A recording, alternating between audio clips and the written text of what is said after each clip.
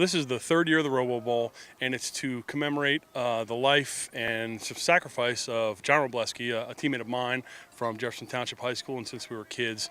John lost his life in 2004 in Afghanistan, fighting in the Marine Corps.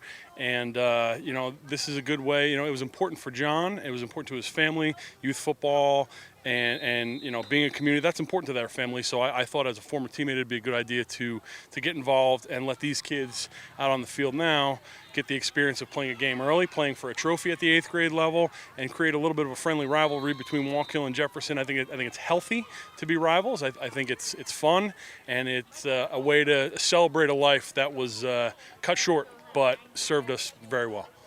You had the unique pleasure of knowing John and playing with him. What kind of a guy and teammate was he? A clown. John was a clown, and it was great.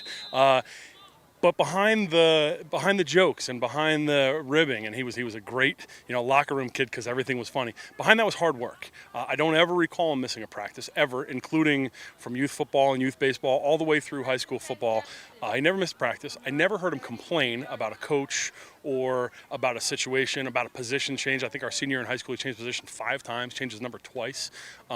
So there was a lot of fun in it for John. But there was never the question of what's in it for me or what about me. It was, what can I do to help? And that's my favorite kind of teammate. It's fun, it's a smile, but we need to get to work, and that's who John was. And talk about the Jefferson and the Wallkill communities coming together for this. Sure. So I grew up in Jefferson. I live in the Wallkill Valley now. I think they're two good communities that youth sports and youth activity are integral to.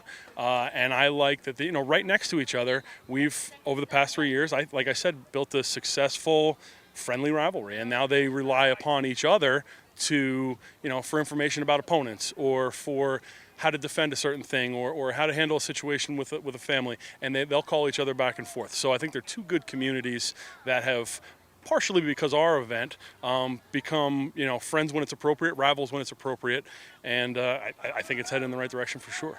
Yeah, let's talk about that. A lot of times, good intentions with fundraisers, sometimes they last a year, 2 years.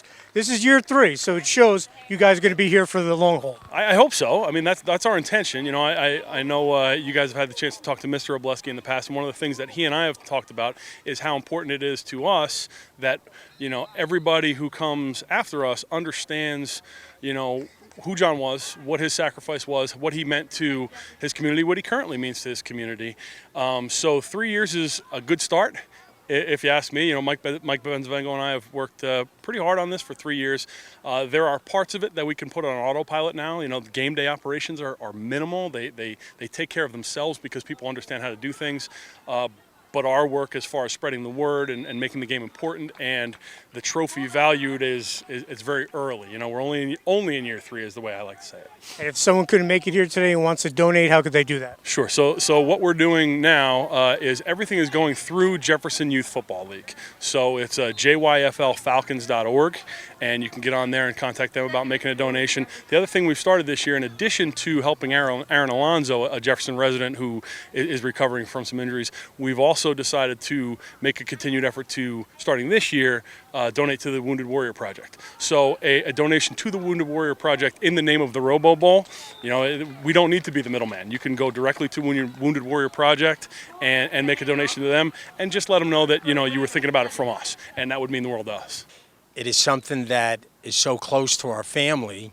Like you said, all my boys were very involved in athletics, and thank God they were all good, in what they did. And as a family, we were always involved in athletics. It was always something to do, arranging family vacations around football. And I was talking to someone just the other day, and it's funny, and I was saying, even now we arrange our summer vacation around football because my son Rich coaches at West Orange. So we got to make sure our vacation doesn't interfere with football because he can't go. So we've done that for as long as I can remember. And it's a great thing because athletics is just a great thing, a character builder for athletes, win, lose, or draw. In this day and age, you got to have kids involved. An idle mind is the devil's playground, and that's so true.